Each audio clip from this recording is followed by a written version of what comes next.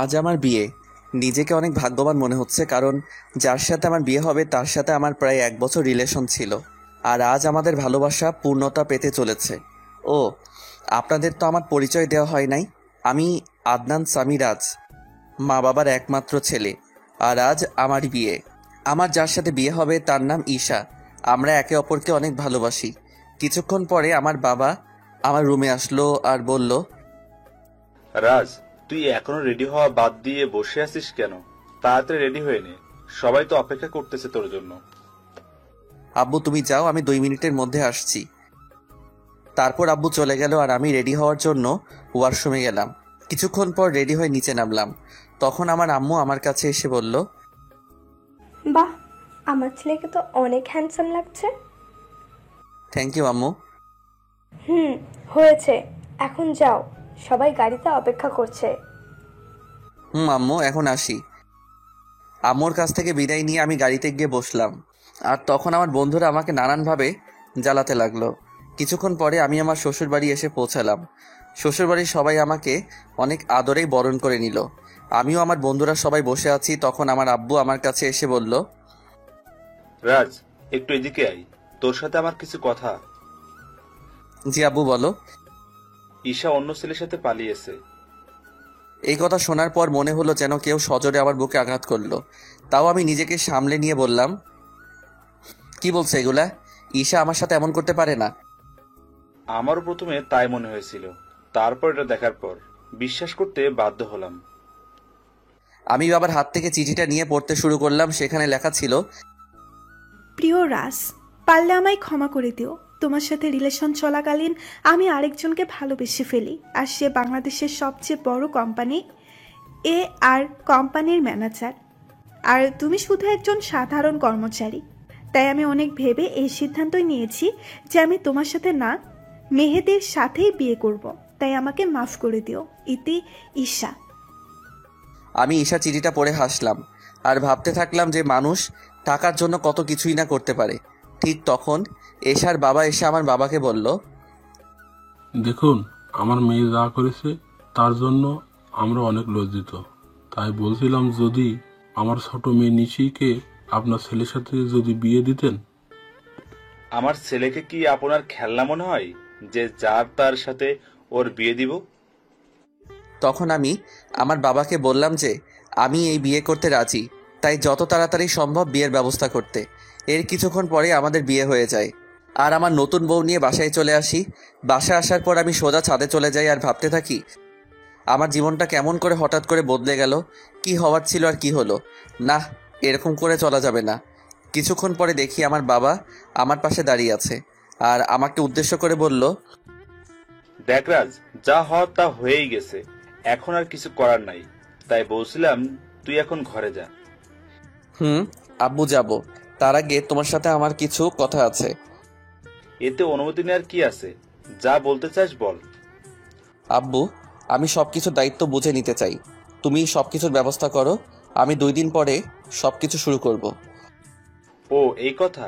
তুই কিছু চিন্তা করিস না, আমি সবকিছুর ব্যবস্থা করছি। এখন তুই রুমে যা, বৌমা সেই অনেকক্ষণ ধরে অপেক্ষা করছে। তারপর আমি আমার রুমের দিকে এগোতে থাকি আর রুমের দরজার কাছে দাঁড়িয়ে ভাবতে থাকি ঢুকবো কি ঢুকবো না। তারপর কিছু না ভেবে ঢুকে পড়ি। আর ঢুকা মাত্র আমার শালিকা মানে আমার নতুন বউ আমায় সালাম করে। তখন আমি তাকে বলি, দেখো নিশি, তুমি তো জানো আমাদের বিয়েটা কিভাবে হয়েছে, তাই আমি চাই আগে আমরা একে অপরকে ভালোভাবে জানবো, তারপর নতুন জীবন শুরু করব। উত্তরে নিশি শুধু মাথা নাড়ালো। তাই বেশি কিছু না বলে নিশিকে বিছানায় আর আমি সোফায় শুয়ে পড়ি আর হারিয়ে যাই ঘুমের রাজ্যে। সকালে একটা মিষ্টি কণ্ঠে ঘুম ভাঙে। তখন আমি চোখ মেলে দেখি নিশি আমায় ডাকছে। আমি ওর দিকে তাকিয়ে নিজের চোখ সরাতে পারছি না, কারণ নিশি মাত্র শাওয়ার নিয়ে বের হলো আর ভেজা চুলে নিশিকে অসাধারণ লাগছে। তখন আবার নিশির কথাই বাস্তবে ফিরি। তাই আমি নিশিকে জিজ্ঞাসা করলাম, কি হয়েছে, এত ডাকছো কেন? নিচে সবাই নাস্তা করার জন্য ডাকছে, আপনাকে আর আমাকে, তাই। ও, তুমি একটু ওয়েট করো, আমি ফ্রেশ হয়ে আসছি। তারপর আমি ফ্রেশ হওয়ার জন্য ওয়াশরুমে যাই। আর যখন বের হই তখন নিশিকে দেখে ক্রাশ খাই, কারণ আমি বের হয়ে দেখি নিশি একটা নীল শাড়ি পরে আছে, তার সাথে হালকা সাজ। এমনিতেই আমার নীল কালার অনেক প্রিয়। আমি ভালো করে লক্ষ্য করে দেখলাম যে নিশি ভালোভাবে শাড়ি পরতে পারে নাই, কোনো রকম শুধু পেঁচিয়ে রেখেছে। এটা দেখে আমি জোরে হেসে দিলাম। আর তখন নিশি আমার কাছে এসে বলল, এই কি আপনি পাগলের মতো হাসছেন কেন? কি আমি পাগল? নয়তো কি, পাগল না হলে কেউ এমন করে হাসে? তোমার শাড়ি পরা দেখলে যে কেউ পাগল হয়ে যাবে, বলে আবার হাসতে শুরু করলাম। দেখুন, একদম হাসবেন না। আমি শাড়ি পরতে পারি না, তাই বলে এইভাবে হাসতে হবে? ঠিক আছে, আর হাসবো না। তার আগে তুমি আমার কাছে আসো, তোমায় ভালো করে শাড়ি পরিয়ে দেই। আপনি শাড়ি পরাতে পারেন? পারি, দাঁড়াও তোমাকে পরিয়ে দেই। তারপর আমি নিশিকে শাড়ি পরিয়ে দেই, আর নিশি আমার দিকে অপলক তাকিয়ে আছে। শাড়ি পরানোর শেষে আমি নিশির দিকে তাকিয়ে ওর প্রেমে পড়ে যাই, কারণ শাড়িতে নিশিকে অপরূপ সুন্দর লাগছে, আর নিশি দেখতে ঈশার থেকে অনেক সুন্দর। আমি ওর দিকে তাকিয়ে আছি, এমন সময় নিশি আমাকে বলে, বাহ, আপনি তো দেখছি অনেক ভালো শাড়ি পরাতে পারেন। নিশ্চয়ই আপুকে পরানোর জন্য শিখেছেন। এটা বলেই নিশি নিজে জিহ্বায় কামড় দেয়, কারণ সে ভুল কথা বলে ফেলেছে। আর ঈশার কথা শুনে আমার মন আবার খারাপ হয়ে যায়। তাই আমি নিশিকে বলি, চলো এখন নিচে যাওয়া যাক, সবাই আমাদের জন্য অপেক্ষা করছে। তারপর আমি আর নিশি নিচে যাই। তখন সবাই আমাদের দিকে অবাক হয়ে তাকিয়ে থাকে, কারণ আমিও একটা নীল শেরওয়ানি পরেছি। তারপর আমি আর নিশি খাওয়ার টেবিলে পাশাপাশি বসি। আর খাওয়ার এক পর্যায়ে আমি আব্বুকে বলি, আব্বু, আমি আমিয়ানের সাথে কথা বলে নিয়েছি, আর কাল সকালে আমি আর নিশি কয়েকদিনের জন্য ঢাকায় যাব। বুঝেছি। আর আমিও সব কথা বলে রেখেছি। কালকে সকালে তোদের ঢাকার ফ্লাইট। আমি যা যা বলেছিলাম সবকিছুর অ্যারেঞ্জমেন্ট কি হয়ে গেছে আব্বু? না, সব হয় নাই, তবে আজকের মধ্যে এই সব ব্যবস্থা হয়ে যাবে। তারপর আরো কিছু কথা বলে আমি আর নিশি রুমে চলে আসলাম। তখন নিশি আমায় জিজ্ঞাসা করলো যে আমরা কেন ঢাকায় যাব। তাই আমি তাকে বললাম যে এটা আমার তরফ থেকে নিশির জন্য সারপ্রাইজ। আর আমি নিশিকে ব্যাগ গুছিয়ে রাখতে বলি। নিশি আমার কথা মতো নিজের ব্যাগ গুছিয়ে রাখে। অন্যদিকে ঈশার মেহেদিও বিয়ে করেছে, আর তারা দুজনই অনেক খুশি। আর তখন মেহেদির ফোনে একটা কল আসে। হ্যালো, কে বলছেন? ও স্যার, আপনি কিছু দরকার আছে নাকি? ওকে স্যার, আমি সব ব্যবস্থা করে দেব। এখন রাখি। কে ফোন করেছিল? আমাদের নিউ সিইও ফোন করেছিল আর বলল যে কাল উনিও ওনার ওয়াইফ আসবে ঢাকায়, তাই একটা গ্র্যান্ড পার্টির অ্যারেঞ্জমেন্ট করা হয়েছে, আর সেখানে আমাকে আর আমার বউকে উপস্থিত থাকতে হবে। ও, চলো এখন ঘুমাতে যাই, কাল আবার অনেক কাজ আছে। তারপরের দিন মেহেদি আর ঈশা পার্টিতে যায়, আর তার পৌঁছানোর কিছুক্ষণ পরে হেলিকপ্টারে করে মেহেদির নিউ বস আসে, আর অফিসের সব স্টাফ তাকে স্বাগতম জানানোর জন্য যায়। আর যখনই নতুন বস ও তার ওয়াইফ হেলিকপ্টার থেকে নিচে নামে, তখনই ঈশা প্রচন্ড রকম একটা শক খায়, কারণ মেহেদির কোম্পানির নতুন বস অন্য কেউ না, তার প্রাক্তন প্রেমিক রাজ এই কোম্পানির বস, আর তার ওয়াইফ হলো ঈশার আপন বোন নিশি। কিন্তু এটা কিভাবে সম্ভব? রাজ তো ঈশাকে বলেছিল সে যে একজন সাধারণ ঘরের ছেলে, কিন্তু সে এত বড় কোম্পানির মালিক হলো কিভাবে? তারপর আমি আর নিশি হেলিকপ্টার থেকে নেমে আসি, আর দেখি যে ঈশা আমাদের দিকে অবাক চোখে তাকিয়ে আছে। সে হয়তো ভাবছে আমি এখানে কেমন করে আসলাম, আর মালিকই বা কেমন করে হলাম, কারণ আমি ঈশাকে বলেছিলাম যে আমি একটা কোম্পানির সাধারণ একজন কর্মচারী।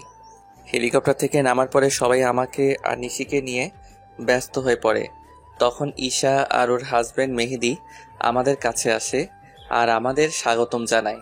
তখন ঈশা আমাকে বলে, রাজ, তুমি এখানে কি করে? আর তুমি A&R কোম্পানির সিও হলে কিভাবে? কেন মিস ঈশা, অবাক হচ্ছেন নাকি? এখানে তো অবাক হওয়ার কিছুই নেই, কারণ আমি আপনাকে একবার বলেছিলাম বিয়ের পরে আপনার জন্য একটা বড় সারপ্রাইজ অপেক্ষা করছে, কিন্তু আপনি কি করলেন? আমি ঈশার সাথে কথা বলছিলাম, তখন মেহেদি এসে আমাকে বলল, স্যার, এই হলো ঈশা, আমার ওয়াইফ। 2 দিন হলো আমাদের বিয়ে হয়েছে। Nice to meet you miss Isha. Thank you sir. তা মেহেদি সাহেব, আমি যা যা বলেছিলাম সব কিছুর অ্যারেঞ্জমেন্ট কি হয়েছে? জি স্যার, সব কিছুর অ্যারেঞ্জমেন্ট করা হয়েছে। আপনি কি আগে একটু রেস্ট নিয়ে নেবেন নাকি? আমি আর নিশি আগে একটু রেস্ট নিব, তারপরে পার্টিতে জয়েন করব। আর আপনাকে পরিচয় করিয়ে দেই, ইনি হলেন নিশি, আমার ওয়াইফ। হ্যালো ম্যাম, কেমন আছেন? জি, ভালো আছি। তখন আমি ঈশার দিকে লক্ষ্য করে দেখি সে আমার আর নিশির দিকে অবাক চোখে তাকিয়ে আছে। তাই আমি মনে মনে বলি, এখনো তো কিছুই দেখোনি, দেখতে থাকো কি হয়। তখন মেহেদি আমাকে আর নিশিকে একটা রুমে নিয়ে যায় আর বলে এখানে কিছুক্ষণ রেস্ট নিতে। এই বলে মেহেদি সাহেব সেখান থেকে চলে যায়। তখন নিশি আমার কাছে এসে বলে, এগুলো কি হচ্ছে আমাকে কি প্লিজ বলবেন? মানে কিসের কথা বলছো তুমি? বুঝতে পারছেন আমি কিসের কথা বলছি? কই না তো। বুঝতে পারছেন না নাকি বুঝতে চাইছেন না? আরে তুমি বুঝাই না বললে কেমন করে বুঝবো? এগুলো কি? আমি তো শুনেছিলাম আপনি একটা কোম্পানির একজন সাধারণ কর্মকর্তা। শুধু আমি না, আমার পরিবার জানতো যে আপনি একটি কোম্পানিতে কাজ করেন। তাহলে হুট করে এত বড় কোম্পানির সিইও কেমন করে হলেন? হুট করে আমি এই কোম্পানির সিইও হই নাই। এই কোম্পানির ওনার হলো আমার বাবা, বুঝেছো? আর সেই হিসেবে আমি এই কোম্পানির সিইও। আর কেন আমি আমার আসল পরিচয় গোপন করেছি সেটা না হয় তোমাকে পরে বলবো। সেটা না হয় বুঝলাম, কিন্তু আপনি কেন আপনার আসল পরিচয় গোপন করলেন সেটা আগে বলুন। বললাম তো আমি তোমাকে সব বলবো, তার আগে তুমি কান্না বন্ধ করো। নিশিকে নিজের বুকের মাঝে জড়িয়ে নিয়ে কেন জানি নিশির কান্নাটা আমার সহ্য হলো না। তারপর নিশিও আমায় জড়িয়ে ধরে কান্না করতে থাকলো। এইভাবে কিছুক্ষণ নিশি কান্না করলো। তারপর যখন সে বুঝতে পারলো যে সে আমায় জড়িয়ে ধরে আছে, তখন হঠাৎ করে আমায় ছেড়ে দিয়ে বলল, আমি সরি, আসলে আমি বুঝতে পারি নাই তাই এমনটা করেছি। আসলে আমি একটু ইমোশনাল হয়ে পড়েছিলাম তো তাই। ইটস ওকে নিশি, তুমি গিয়ে ফ্রেশ হয়ে নাও, আমাদের আবার নিচে পার্টিতে যেতে হবে। তারপর নিশি ওয়াশরুমে ফ্রেশ হতে চলে যায়। কিছুক্ষণ পরে নিশি বাহির হয়। তখন আমি ফ্রেশ হওয়ার জন্য ওয়াশরুমে প্রবেশ করি। আর বের হওয়া মাত্র নিশিকে দেখে টাসকি খাই, কারণ নিশিকে নীল শাড়িতে একদম অপসরীর মতো লাগছে, সাথে হালকা মেকআপ, যা দেখে যে কেউ নিশির প্রেমে পড়তে বাধ্য। আমাকে এভাবে তাকিয়ে থাকতে দেখে নিশি আমার চোখের সামনে তুড়ি বাজিয়ে জিজ্ঞেস করে, এই যে মিস্টার, এভাবে তাকিয়ে কি দেখছেন? একটা ডানা কাটা পড়ি। নিজের অজান্তেই বলে ফেলি। আর আমার কথায় নিশি বেশ লজ্জা পায়, যা ওর চেহারা দেখে বোঝা যাচ্ছে, কারণ নিশির চেহারা একদম লজ্জায় লাল হয়ে গেছে। তখন আমি বলি, থাক আর লজ্জা পেতে হবে না, এখন তাড়াতাড়ি রেডি হয়ে নাও তো। তখন নিশি আবার রেডি হতে থাকে। আর নিশি যখন লিপস্টিক তার ঠোঁটে দিতে যাবে, তখন আমি তাকে আটকিয়ে বলি যে, তোমাকে এমনি অনেক ভালো লাগছে, এসব লিপস্টিক আর কোনোদিন দিবা না, ওকে? নিশিও বাধ্য মেয়ের মতো মাথা নাড়ালো। কিছুক্ষণ পরে নিশি আমাকে জিজ্ঞাসা করে যে তাকে কেমন লাগছে। আর আমি তো নিশিকে দেখে ওর প্রায় প্রেমে পড়ে যাই, কারণ নিশিকে হালকা সাজে একদম পরীর মতো লাগছে। তাই আমি ওর কাছে গিয়ে বলি, সবই ঠিক আছে, শুধু একটা জিনিস ছাড়া। ও, আরে শুনবে তো কি জিনিস? না বললে শুনবো কেমন করে? তোমার গলায় কাজল দেওয়া হয়, তোমাকে কেউ যদি এইভাবে দেখে তাহলে সবার নজর লেগে যাবে তো, তাই না? তারপর আমি নিজের হাতে নিশির ঘাড়ে কাজল লাগিয়ে দেই। আর আমার ছোঁয়া পাওয়া মাত্র নিশি কিছুটা কেঁপে ওঠে। আর নিশির এত কাছে গিয়ে আমিও কেমন যেন একটা ঘোরের মধ্যে চলে গেছিলাম। আর নিশিও কিছুটা আমার মতোই হয়ে গেছিল। তখন আমি নিশির মুখটা উপরের দিকে তুলে আমার ঠোঁট ওর ঠোঁটের দিকে এগিয়ে নিয়ে যাই। আর যখনই আমি নিজের ঠোঁট নিশির ঠোঁটের সাথে মেলাবো, তখনই কেউ একজন রুমের মধ্যে প্রবেশ করে। এতে করে নিশি আমার থেকে কিছুটা দূরে চলে যায়। আর আমাদের দুজনেরই ঘোরটা কেটে যায়। তাই তখন দেখার চেষ্টা করি যে কে এসেছে, আর তখনই দেখি ঈশা দাঁড়িয়ে আছে। এতে করে আমার রাগটা বেড়ে যায়।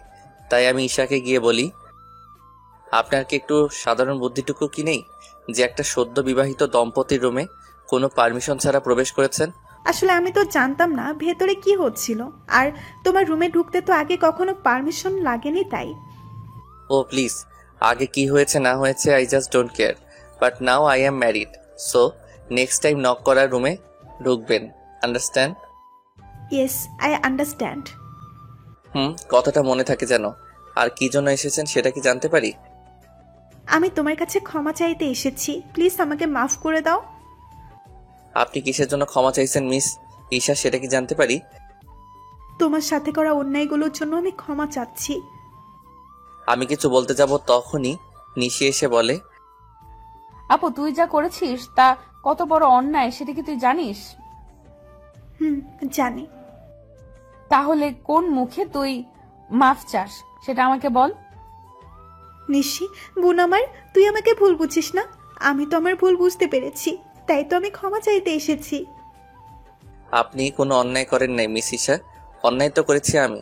আপনার মতো একজন প্রতারককে ভালোবেসেছিলাম, এটার চেয়ে বড় অন্যায় আর কি হতে পারে সেটা বলুন তো? আমি আরও কিছু বলতে যাব তার আগে আমার ফোনে একটা কল আসে। আমি কলটা রিসিভ করে নিশিকে বলি যে তাড়াতাড়ি রেডি হয়ে নিতে। আর ফোনটা করেছিল মেহেদি, মানে ঈশার হাজবেন্ড। তারপর আমি ঈশাকে আমার রুম থেকে চলে যাওয়ার জন্য বলি।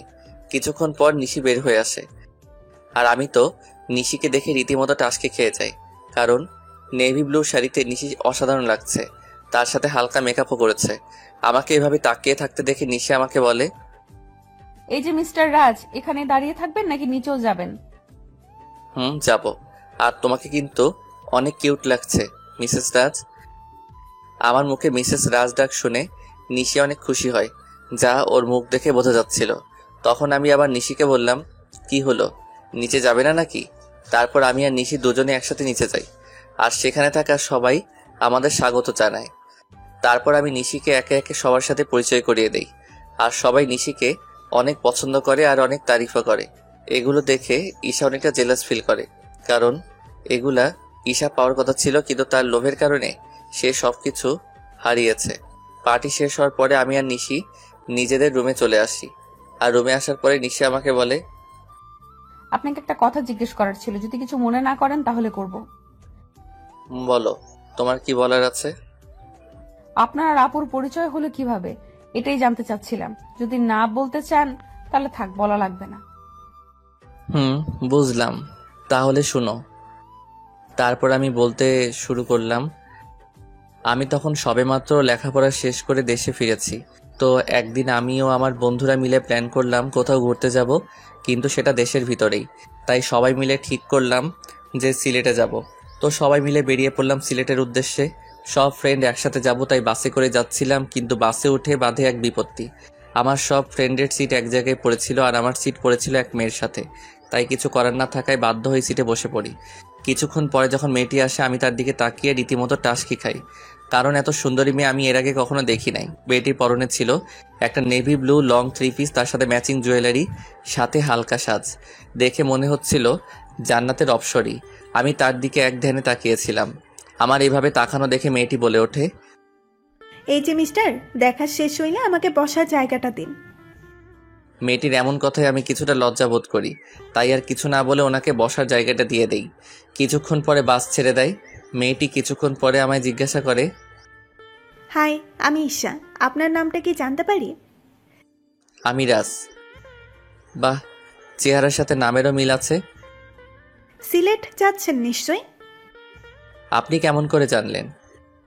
শালার এমন আবাল তো জীবনেও দেখি নাই।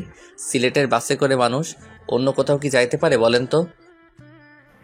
এইটা আপনি বুঝবেন না মিস্টার। ও। হুম। তখন আমি তাকে বললাম যে আপনি কি একাই যাচ্ছেন নাকি? উত্তরে সে বলল, একা কেন যাব, আমার সাথে তো আপনি আছেন, তাই না? আপনি যদি চান তাহলে সত্যি যেতে পারি। কিছু বললেন? কই না তো। ও, আমি মনে করছিলাম হয়তো কিছু বললেন। না, আমি তো কিছুই বলি নাই। তা সিলেটে কোথায় যাচ্ছেন? এই তো ফ্রেন্ডের সাথে ঘুরতে যাইতেছি। আর আপনি? আমিও তো ফ্রেন্ডদের সাথেই যাচ্ছি। আপনি কি স্টুডেন্ট নাকি জব টপ করেন? আমি হলাম, না আসল পরিচয়টা দেওয়া যাবে না। আপনি হলেন কি? আমি একটা সফটওয়্যার কোম্পানিতে জব করি। ও। তারপর ঈশার সাথে আরো অনেক কথা হলো। তখন জানতে পারলাম সে অনার্স 2য় বর্ষের ছাত্রী। এইভাবে আমাদের পরিচয় হয়। তারপর পরিচয় থেকে ভালোবাসা। আমি আর ঈশা অনেক ভালো ফ্রেন্ড হয়ে গেছিলাম।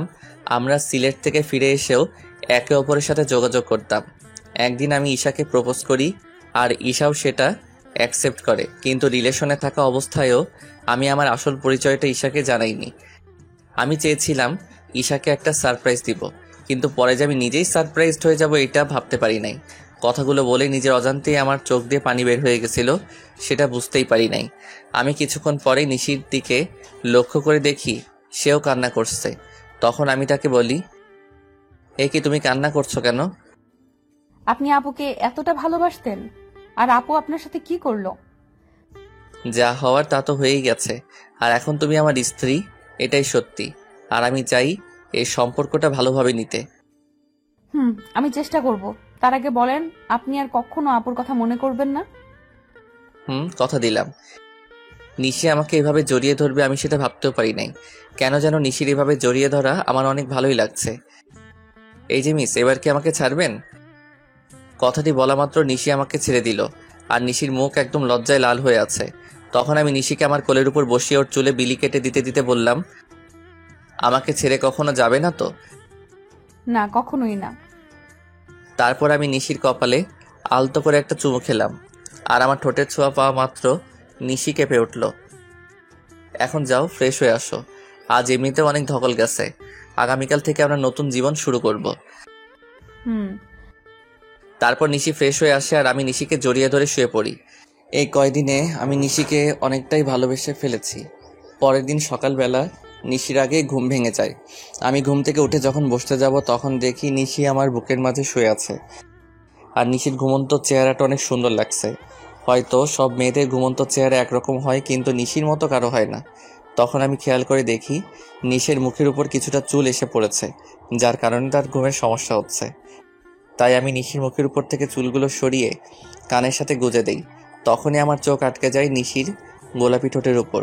আমি নিজের অজান্তেই নিশির ঠোঁটে চুমু দিয়ে বসি, আর তখনই নিশি জেগে যায়। আমাকে ওর এত কাছে দেখে নিশি কিছুটা ঘাবড়ে যায়, আর আমি ওকে কিস করেছি এটা বুঝতে পেরে নিশি লজ্জা পেয়ে আমার বুকের মাঝে মুখ লুকিয়ে ফেলে। তখন আমি নিশিকে বলি, এই কি হলো তোমার, আর এমন কেন করছো? আমার মনে হয় লজ্জা করে না। বাবা, এখন এত লজ্জা, তাহলে রাতে যা হবে তখন কি করবা? যা ফাজিল কোথাকার, মুখে কিচ্ছু আটকায় না। নিশি জানো, তোমার ঠোঁটের স্বাদ কিন্তু সেই রকম। যা দুষ্টু। এই বলে ওয়াশরুমে পালালো।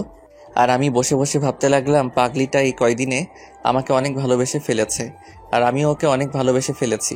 কিছুক্ষণ পরে নিশি ওয়াশরুম থেকে বাহির হলো, আর আমি ফ্রেশ হতে চলে গেলাম। আমি ফ্রেশ হয়ে এসে দেখি নিশি চুল মুছছে।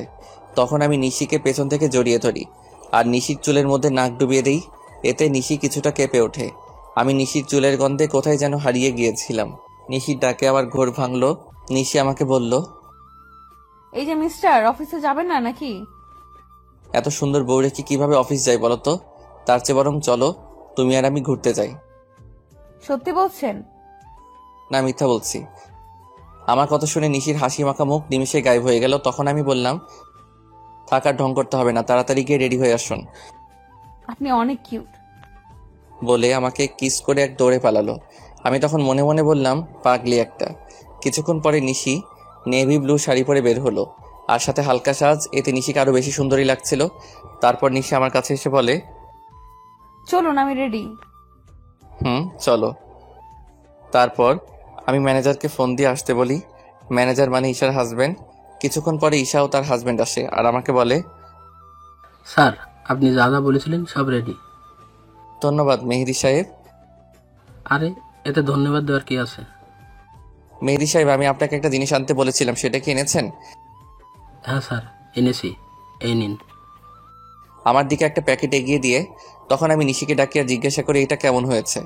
আপনাদের তো বলতেই ভুলে গিয়েছি, ওই প্যাকেটের মধ্যে একটা নেকলেস ছিল, যেটা আমি নিশির জন্য আনতে বলেছিলাম। Wow, it's so gorgeous.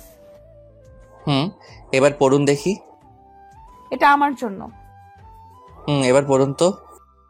না, আমাকে পরিয়ে দিন। তো কি আর করার, সবার সামনে আমি নিশিকে নেকলেসটা পরিয়ে দিলাম। পরানোর পর ঈশার দিকে তাকিয়ে দেখি সে কেমন করে যেন তাকিয়ে আছে নিশির দিকে। হয়তো সে এটা ভাবছে যে যা ওর পাওয়ার কথা ছিল সেটা তার ছোট বোন পাইতেছে। তারপর আমি আর নিশি ঘুরতে বাহির হলাম। সারাদিন ঘোরাঘুরি করে যখন নদীর ধারে গিয়ে বসলাম, তখন নিশি বলল যে সে ফুচকা খাবে। অনেক বোঝানোর পরেও কোনো লাভ হইল না, তাই তাকে ফুচকা খেতে নিয়ে গেলাম। আর আমি নিশির ফুচকা খাওয়া দেখে অবাক না হয়ে পারলাম না। মেয়েরা এত ফুচকা কিভাবে খেতে পারে সেটা আল্লাহই ভালো জানে। প্রায় অনেক রাত হয়ে যায় বাসায় ফিরতে। তারপর বাসায় ফিরে আমি ওয়াশরুমে চলে যাই ফ্রেশ হতে। আমি বের হওয়ার পরে নিশি ঢোকে। কিছুক্ষণ পরে নিশি বাহির হয়। তখন আমি নিশিকে গিয়ে পেছন থেকে জড়িয়ে ধরি আর বলি, সকালে কি বলেছিলাম মনে আছে? নিশি উত্তরে শুধু মাথা নাড়ালো। তাহলে শুরু করা যাক। আমি কি নিষেধ করেছি নাকি? আমি নিশির সাই পেয়ে ওকে কোলে তুলে নেই আর বিছানায় গিয়ে রাখি। তারপর আমি নিশির গলায় আস্তে করে কয়েকটা কিস করি। এতে নিশির নিঃশ্বাস আস্তে আস্তে ঘন হতে থাকে। তারপর আমরা দুজন হারিয়ে যাই ভালোবাসার অতলে। আর কিছু কমনার লজ্জা লাগে। পরের দিন সকালে নিশির ডাকে আমার ঘুম ভাঙে।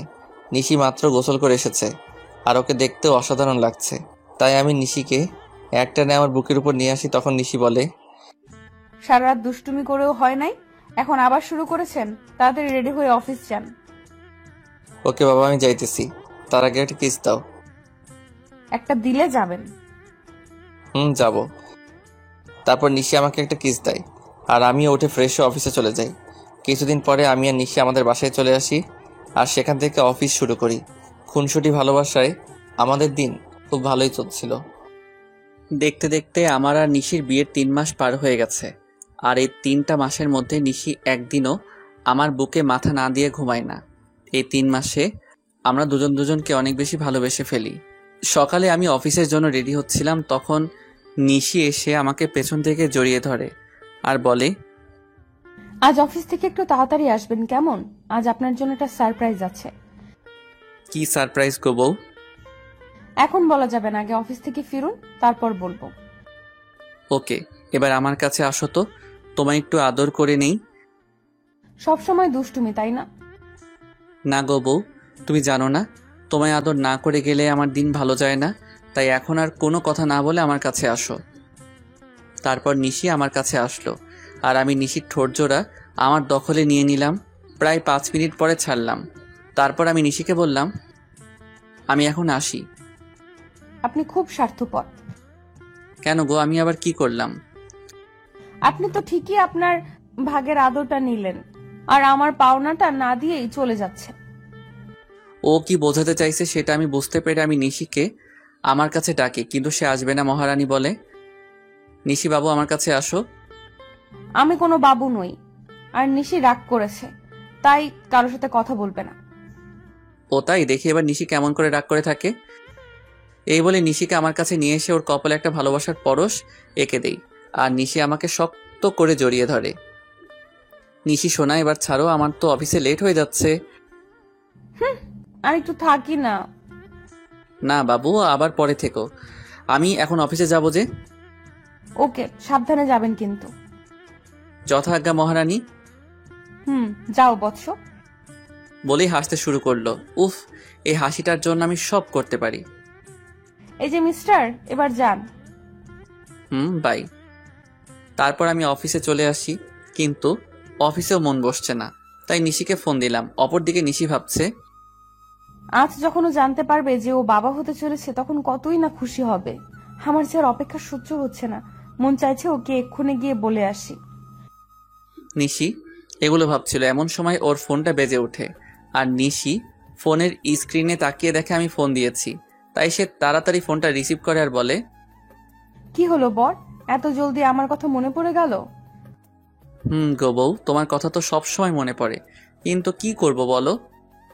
কিছুই করতে হবে না, আপনি শুধু আজ তাড়াতাড়ি বাসায় আসবেন, তাহলেই হবে। আর এখন কাজ করেন তো। ওকে আমার সুইট বউ, এখন রাখি। ওকে মিস্টার বর, বাই। নিশির সাথে কথা বলার পর আমি কিছু জরুরি কাজ সেরে ফেলি আর দেখতে দেখতে বিকাল হয়ে যায়। তাই আমি বাসায় যাওয়ার জন্য রেডি হয়ে নিই।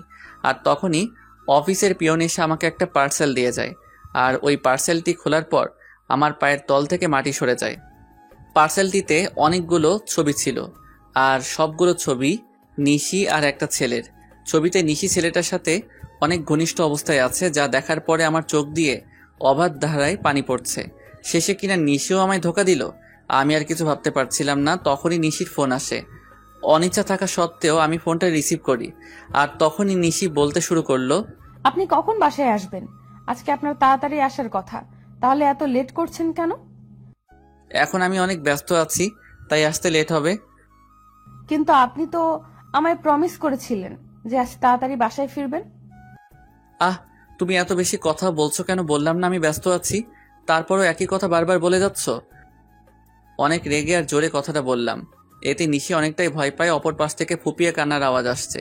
অন্য সময় হলে হয়তো আমি ওকে সান্ত্বনা দিতাম, কিন্তু এখন ওর কথা ভাবতেও আমার অসহ্য লাগছে। আচ্ছা ঠিক আছে, কিন্তু আরো কিছু বলতে যাবে তার আগে আমি ফোনটা কেটে দেই। ফোন রেখে আমি চেয়ারে বসে পড়ি আর তখনই আমার চোখ যায় ছবিগুলোর দিকে, কারণ ছবির অপর পাশে একটা নম্বর লেখা ছিল। তাই আমি ওই নম্বরে ফোন দেই আর ফোনটা রিসিভ করে একজন ছেলে। সে ফোনটি ধরে বলতে শুরু করে, আরে মিস্টার রাজ, এত তাড়াতাড়ি ফোন করলেন যে? কে আপনি, আর আমাকে কেমন করে চিনলেন? আমি কে সেটা না হয় দেখা করেই আপনাকে বলবো। আমি কোনো অচেনা লোকের সাথে দেখা করি না। আমি সেটা জানি মিস্টার রাজ, তাই তো বলছিলাম, যদি ছবিগুলোর ব্যাপারে জানতে চান তাহলে আমার সাথে দেখা করুন। আমি কি করব বুঝতে পারছি না। আমাকে তো জানতেই হবে এই ছবির ছেলেটাকে, আর নিশির সাথেই বা তার কি সম্পর্ক। তাই আমি সেই লোকটির সাথে দেখা করার জন্য রাজি হয়ে যাই, আর সেই লোকটি আমাকে একটা ঠিকানা দেয়। তাই আমি দেরি না করে বেরিয়ে পড়ি, আর কিছুক্ষণের মধ্যে সেখানে পৌঁছে যাই। সেখানে পৌঁছানো মাত্র আমি লোকটিকে ফোন দিই, কিন্তু লোকটি ফোন ধরছে না। আমি বেশ কয়েকবার ফোন দিই, কিন্তু প্রতিবারই ব্যর্থ হই। আমি প্রায় ঘন্টাখানিক ধরে অপেক্ষা করছিলাম। তখন কেউ একজন বলে উঠল, অপেক্ষা করার জন্য ধন্যবাদ।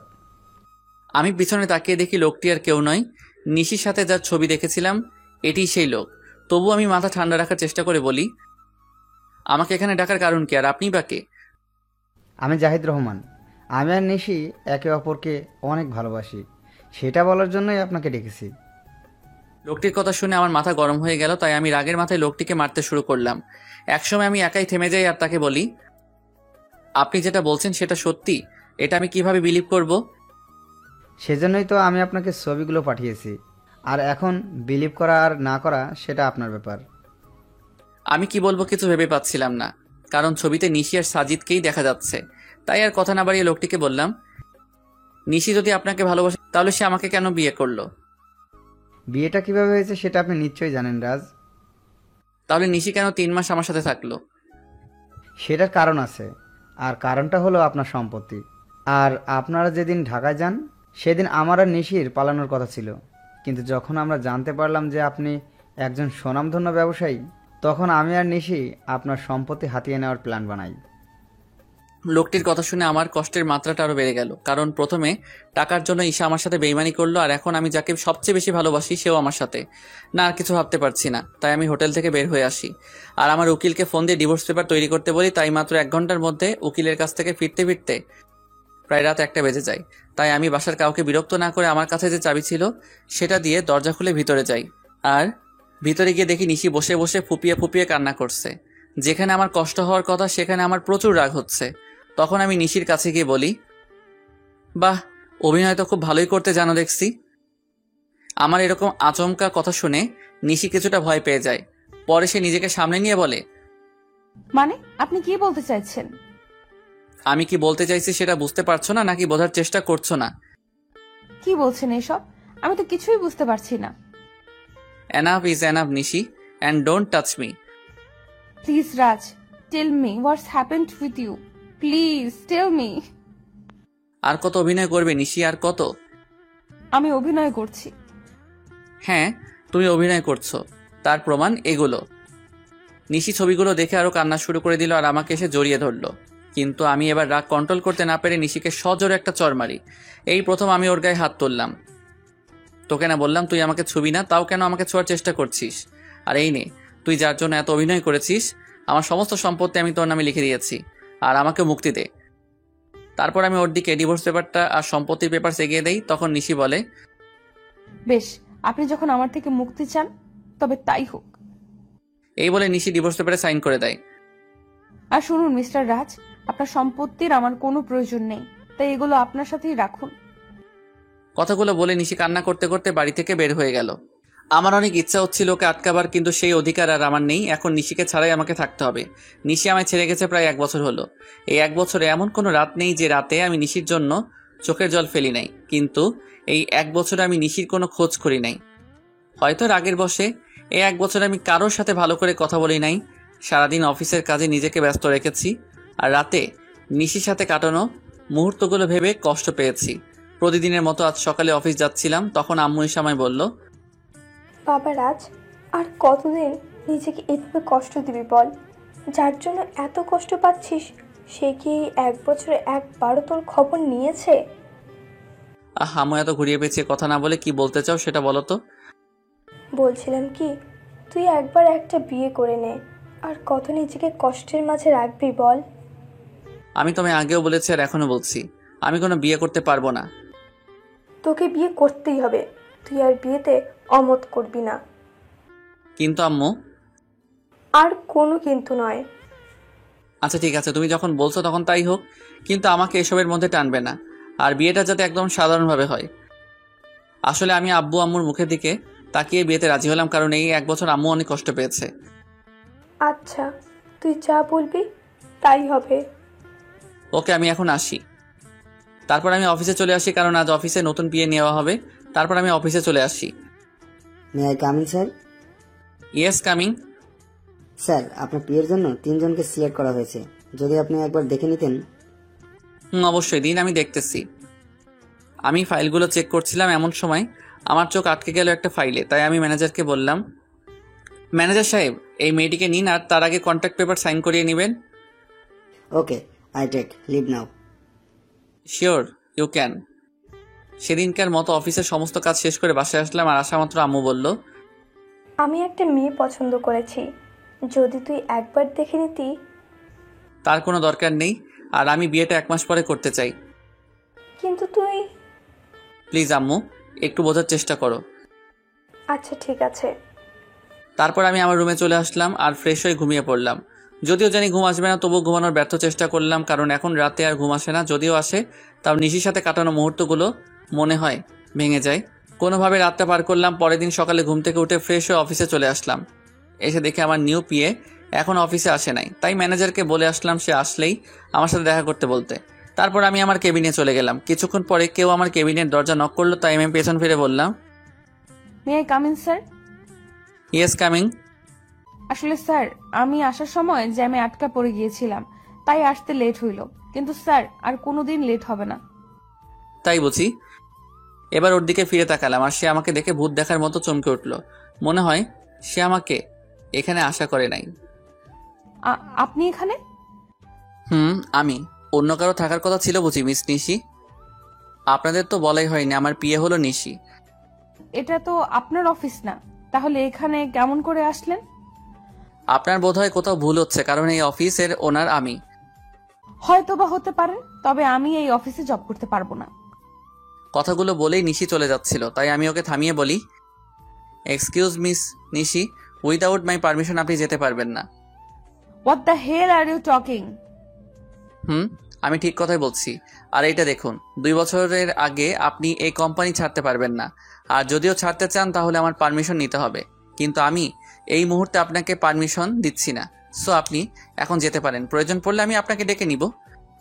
Okay sir. তারপর নিশি ওর কেবিনে চলে যায়। আমার আর ওর কেবিন প্রায় পাশাপাশি, তাই আমি ওকে দেখতে পারছিলাম। অন্যদিকে নিশি নিজের কেবিনে এসে ভাবে, কেন যে সেদিন সাইন করার আগে কন্ট্রাক্ট পেপারটা ভালো করে পড়ে নিলাম না, আর উনি কেন আবার আমার সামনে আসলেন? ভালোই তো ছিলাম এই 1 বছর ওনাকে ছাড়া। এমন সময় নিশির ফোনে কল আসে, আর ফোনটা ধরা মাত্র নিশি কিছুটা বিচলিত হয়ে যায়। ফোনের ওপাশ থেকে কেউ কিছু হয়তো বলল। আমি বসে আমার কাজ করছিলাম। এমন সময় নিশি আমার কেবিনে আসে আর বলে, স্যার, একটা কথা বলার ছিল। নিশির মুখে স্যার ডাক শুনে বুকের মধ্যে কেমন মোচড় দিয়ে উঠল। বলেন। আসলে স্যার, আজকে আমায় একটু তাড়াতাড়ি ছুটি দিবেন প্লিজ। কেন, ছুটি কি করবেন? আসলে বাসায় একটু প্রয়োজনীয় কাজ আছে, তাই। কি প্রয়োজনীয় কাজ শুনি? আসলে স্যার। নিশি কিছু লুকাতে চাইছিল আমার কারণে, সে বলে উঠল, স্যার, বাসায় আমার বাচ্চা অসুস্থ হয়ে গেছে, তাই আমার ছুটির প্রয়োজন। এখন ছুটি দেওয়া না দেওয়া সেটা আপনার ব্যাপার, কারণ আপনি এখানকার বস, আপনি চাইলেই সব করতে পারেন। নিশি মুখে বাচ্চার কথা শুনে আমার চারপাশটা কেমন যেন অন্ধকার হয়ে আসছিল। নিঃশ্বাস নিতেও কষ্ট হচ্ছিল, তবুও নিজেকে সামনে নিয়ে বললাম, ওকে, আপনি যেতে পারেন, তবে কাল থেকে সময় মতো অফিসে আসবেন। যদিও কথাগুলো বলতে কষ্ট হচ্ছিল। তারপর নিশি চলে গেল, আর আমি চেয়ারের সাথে হেলান দিয়ে ভাবতে লাগলাম যে নিশি একসময় আমাকে ছাড়া কিছু বুঝতো না, সে এখন নিজের বাচ্চা নিয়ে ব্যস্ত। তবে আমি কেন একা কষ্ট পাবো? নিশি যদি আমাকে ছাড়া থাকতে পারে, তবে আমি কেন পারবো না? এসব ছাইপাশ ভাবতে ভাবতে বিকাল হয়ে যায়, তাই আমি আর বেশি না ভেবে অফিস থেকে বেরিয়ে পড়ি আর সোজা বাসায় চলে আসি। আমাকে এত তাড়াতাড়ি বাসায় ফিরতে দেখে আম্মু আমার কাছে আসে আর বলে, কি রে বাবা, আজ এত তাড়াতাড়ি বাসায় আসলি যে? শরীর ঠিক আছে তো? বেশ বিচলিত হয়ে, কারণ নিশি যাওয়ার পর থেকে আমি অনেক রাত করে বাসায় ফিরি। আম্মু, আমার কিছুই হয়নি। অফিসে মন বসছিল না, তাই তাড়াতাড়ি চলে আসলাম। ও আচ্ছা, তুই ফ্রেশ হয়ে আয়, আমি তোর খাবার রেডি করছি। আম্মু, আমার তোমাকে কিছু বলার আছে। বলবি তো? আগে ফ্রেশ হয়ে আয়, তারপর। তাই আমি আর কোনো কথা না বাড়িয়ে ফ্রেশ হতে নিজের রুমে চলে যাই। তারপর ফ্রেশ হয়ে নিচে এসে দেখি আম্মু খাবার নিয়ে আমার জন্য অপেক্ষা করছে। তাই আমি গিয়ে বসে পড়ি আর আম্মুকে বলি, আম্মু, তুমি পরশুদিন বিয়ের কথা বলছিলে না? আমি রাজি, তবে বিয়েটা 1 সপ্তাহের মধ্যে হওয়া চাই। এটা তো খুশির খবর, তবে 1 সপ্তাহের মধ্যে বিয়েটা কিভাবে দিব বল? আমি এত কিছু শুনতে চাই না, আমি যেটা বলেছি সেটাই হবে। আচ্ছা, তুই যখন চাচ্ছিস তখন তাই হবে। তারপর আমি খাওয়া দাওয়া করে নিজের রুমে চলে আসি। আর আজ কেন জানি কষ্টটা একটু বেশি হচ্ছে, হয়তো এই কষ্টটা নিশির জন্যই হচ্ছে। কিন্তু এখন আর কিছুই করার নেই, কারণ নিশি তার পরিবার নিয়ে ব্যস্ত আছে। না, আর কষ্ট পেলে চলবে না। তারপর কখন যে ঘুমিয়ে পড়েছি বুঝতেই পারি নাই। পরের দিন সকালে রেডি হয়ে খাবার টেবিলে বসেছিলাম, এমন সময় আম্মু এসে বলল, আমি মেয়ের বাবার সাথে কথা বলেছি, তারা বলল যে তাদের কোনো সমস্যা নেই, তবে তুই যদি একবার মেয়ের সাথে দেখা করে নিতি তাহলে। দেখো আম্মু, আমি তোমায় আগেও বলেছি যে এই বিয়েটা আমি শুধু তোমার কথাই করেছি, তাই আমাকে আর এর মধ্যে জড়িও না। আচ্ছা ঠিক আছে, তাহলে আজ থেকেই বিয়ের অ্যারেঞ্জমেন্ট শুরু করতে হবে, কারণ হাতে তো আর বেশি সময় নেই। তোমরা যা বুঝো তাই করো, আমি এখন অফিসে গেলাম। তারপর আমি অফিসে চলে আসি। অফিসে আসা মাত্র সবাই আমাকে কংগ্রেস জানাতে থাকে। মনে হয় আম্মুই বিয়ের ব্যাপারে সবাইকে জানিয়েছে, তাই আমি আর কিছু না ভেবে নিজের কেবিনে চলে আসি। আর এদিকে অফিসের সবাই মিষ্টি খাচ্ছে। আমার বিয়ে উপলক্ষে এমন সময় নিশি অফিসে আসে আর আমার এক স্টাফ নিশিকে মিষ্টি খাওয়াই দেয়। তাই নিশি বলে, আরে আগে বলবে তো এটা কিসের মিষ্টি? আমাদের স্যারের বিয়ে ঠিক হয়েছে তাই, আর বিয়েটা সামনের সপ্তাহেই হবে। আমার বিয়ের কথা শুনে নিশির পুরো পৃথিবীটাই যেন উল্টে যায়। তার ইচ্ছে করছিল কান্না করতে, কিন্তু সবার সামনে সে কান্না করতে পারছিল না। তাই সে বলল, ও, এ তো অনেক খুশির খবর। এ কি নিশি, তুমি কান্না করছো নাকি? তোমার চোখে পানি কেন? কই, কান্না করব কেন? আসলে চোখে কি যেন একটা পড়েছে। নিশি ওয়াশরুমে যাওয়ার বাহানায় সেখান থেকে চলে আসে আর ওয়াশরুমে গিয়ে কান্না শুরু করে আর বলতে থাকে, কি এমন অন্যায় করেছিলাম যার জন্য আমি আমার ছেলে এত শাস্তি পাচ্ছি? এখন তো আমার ছেলে বাবা থাকতেও অনাথ। এমন সময় নিশির ফোন বেজে ওঠে আর সে ফোনের দিকে তাকিয়ে দেখে বাসা থেকে বুয়া ফোন করেছে। তখন নিশি তার চোখের পানি মুছে নিয়ে ফোনটা পিক করে। তখন বুয়া বলতে শুরু করে, ম্যাডাম, মেহমেদ বাবুর তো জ্বর আরো বেড়েছে। আমি কি করব কিছুই বুঝতে পারছি না। মেহমেদ রাজ ও নিশির ভালোবাসার অংশ, যা রাজ জানে না। সে মনে করে নিশি অন্য কাউকে বিয়ে করেছে। তুমি বাবুকে একটু ঘুম পাড়ানোর চেষ্টা করো, আমি কিছুক্ষণ পরে আসছি। নিশি তার বুয়ার সাথে কথা বলছিল। এমন সময় আমি নিশিকে ডেকে পাঠাই। তখন নিশি এসে বলে, may I come in sir? Yeah coming. Sir আমায় ডেকেছিলেন? তুমি মনে হয় স্টাফদের কাছ থেকে শুনেছ, তবু তোমায় বলছি, নেক্সট উইক আমার বিয়ে। স্যার, শুনেছি। কথাটি বলার সময় নিশির গলাটা ধরে আসছিল আর ওর চোখের কোণায় পানিও জমতে শুরু করেছিল, যা আমার চোখ এড়ায় নাই। আমি চাচ্ছি আমার বিয়ের সকল অ্যারেঞ্জমেন্ট তুমি করো, যদি তোমার আপত্তি না থাকে। না স্যার, আমার কোনো আপত্তি নেই, আর আমি তো আপনার প্রিয়ে, এগুলো করা আমার কর্তব্য।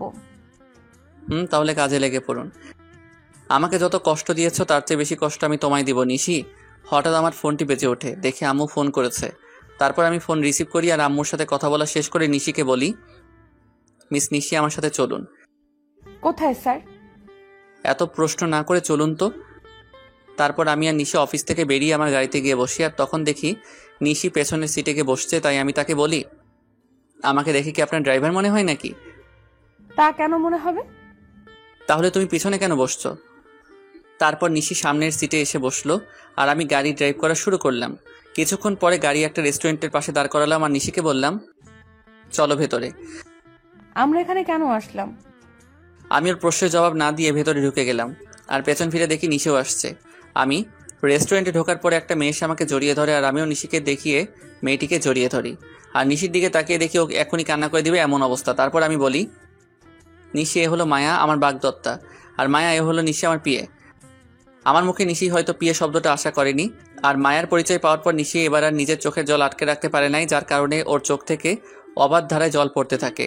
আর আপনারা হয়তো ভাবছেন মায়া এখানে কেমন করে আসলো আর আমি বা ওকে কেমন করে চিনলাম, তাহলে শুনুন। আমি যখন অফিসে ছিলাম তখন আম্মু ফোন দেয় আর বলে মায়ার সাথে দেখা করার কথা। যদিও আমি প্রথম দিকে আম্মুকে নিষেধ করে দেই যে আমি মায়ার সাথে দেখা করব না, কিন্তু পরে আমার নিশির কথা মনে হয়, তার সাথে মনে হয় ওর ধোকা দেওয়ার কথা। তাই আমি মায়ের সাথে দেখা করতে রাজি হয়ে যাই আর আমার সাথে নিশিকেও নিয়ে আসি। তো গল্পে ফেরা যাক। মায়ার পরিচয় দেওয়ার পর আমি নিশির দিকে তাকাই, তখন দেখি নিশির চোখ দিয়ে জল গড়িয়ে পড়ছে। কেন জানি নিশির চোখের জল আমার সহ্য হচ্ছিল না, তাই আমি ওকে বলি, Nishi are you okay? Yes sir. তাহলে তোমার চোখে জল কেন? কই না তো, আসলে স্যার প্রচুর গরম পড়েছে তো তাই এমন মনে হচ্ছে। স্যার আপনারা বসুন, আমি ওয়াশরুম থেকে ফ্রেশ হয়ে আসছি। তারপর নিশি ওয়াশরুমে চলে যায়। ওয়াশরুমে গিয়ে নিশি জোরে কান্না করতে থাকে, কিন্তু তার এই কান্না দেখার কোনো মানুষ সেখানে উপস্থিত ছিল না, তাই হয়তো সে কান্না করতে পারছিল। নিশি কান্না জড়িত কণ্ঠে বলছিল, হে আল্লাহ, আমার সাথেই কেন এরকম হয়? ভালোই তো ছিলাম আমি ওকে ছাড়া, তবুও কেন ওকে আবার আমার জীবনে ফিরিয়ে আনলে? যখন আনলে তাহলে সে অন্য কারো হয়ে যাচ্ছে। আমি আর আমার বাচ্চা তো ভালোই ছিলাম ওকে ছাড়া, তবু কেন এমনটা হচ্ছে? আমার বাচ্চা কি কোনোদিন তার বাবার পরিচয় আর আদর পাবে না? কিন্তু নিশি কোনোভাবেই নিজের কান্না থামাতে পারে না। কিন্তু সে তার বাচ্চার কথা ভেবে নিজেকে শক্ত করে আর বোঝায় তার বাবুর জন্য হলেও নিজেকে শক্ত রাখতে হবে।